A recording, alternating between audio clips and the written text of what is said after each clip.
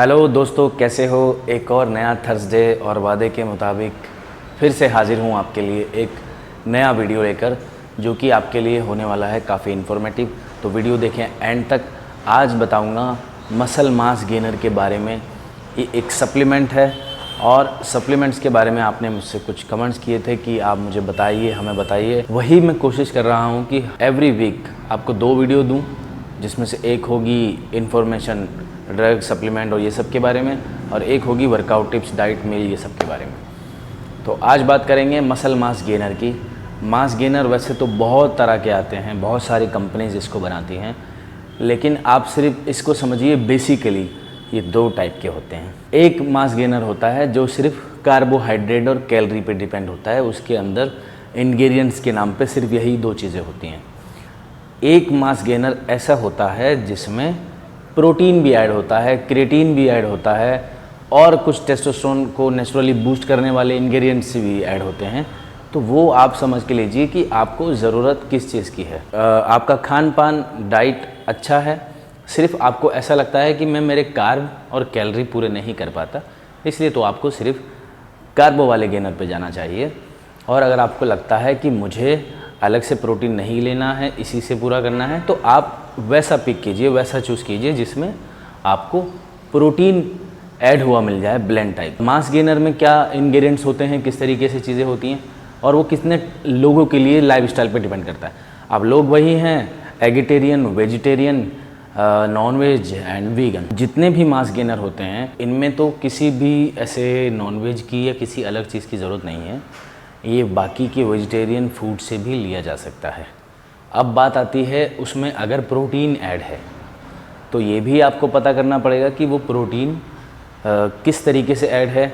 उसमें dairy product वाला है, वे प्रोटीन ऐड है, या प्लांट बेस्ड प्रोटीन ऐड है, सोया प्रोटीन, बहुत टाइप के प्रोटीन आते हैं। आप मेरा दूसरा वीडियो देख सकते हैं, उसमें कई तरह के उसमें प्रोटीन्स के बारे में ही बताया गया है।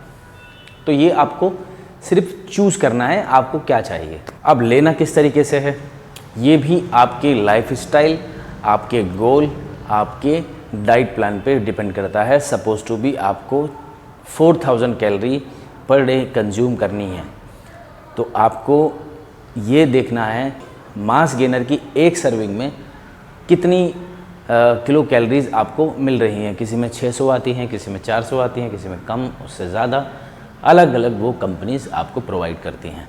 तो आपको देखना ये है कि आपको कितने किलो कैलोरीज मास गेनर से मिल गई, और जो बाकी के बचे कैलोरीज हैं वो आप फूड से पूरे कीजिए। अगर आपको लगता है आप 4000 कैलोरी नहीं पूरा कर पा रहे, तो आपको मास गेनर में ये चूज़ करना होगा कि जिसमें ज़्यादा किलो कैलोरीज ऐड हों। यही इसका एक तरीका है। फिर आते हैं इसके बारे में मिथ्स। बहुत सारे लोग सोचते हैं कि मास गेनर से पिंपल हो जाते हैं, दाने फुंसी फोड़े हो जाते हैं, जबकि ऐसा कुछ नहीं है।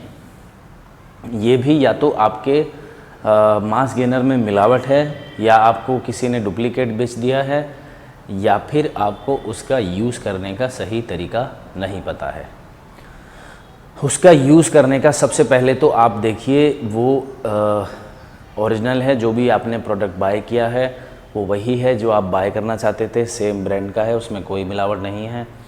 दूसरा, आप उसके पीछे पढ़िए, उसमें साफ लिखा होता है उसको किस तरीके से यूज़ करना है, वो आप फॉलो कीजिए। और सफिशेंट वाटर आप कंज्यूम कीजिए। अगर आप 60 से 65 किलो के हैं, 55 किलो के हैं, 4 से 5 लीटर तक आप वाटर कंज्यूम कीजिए, नॉर्मल वाटर। ये बहुत ज़रूरी है। प्लस उसको यूज़ करने का तरीका आपको पता होना चाहिए, और मैं आपको सजेस्ट करूँगा पर्सनली उसके साथ कोई भी किसी भी तरह का लिप 52 या कुछ विटामिन ई वगैरह ये सब आती हैं दवाइयाँ मत यूज़ कीजिए।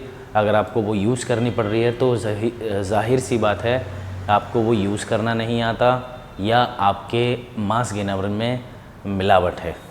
तो ये आप अच्छे से समझ लीजिए।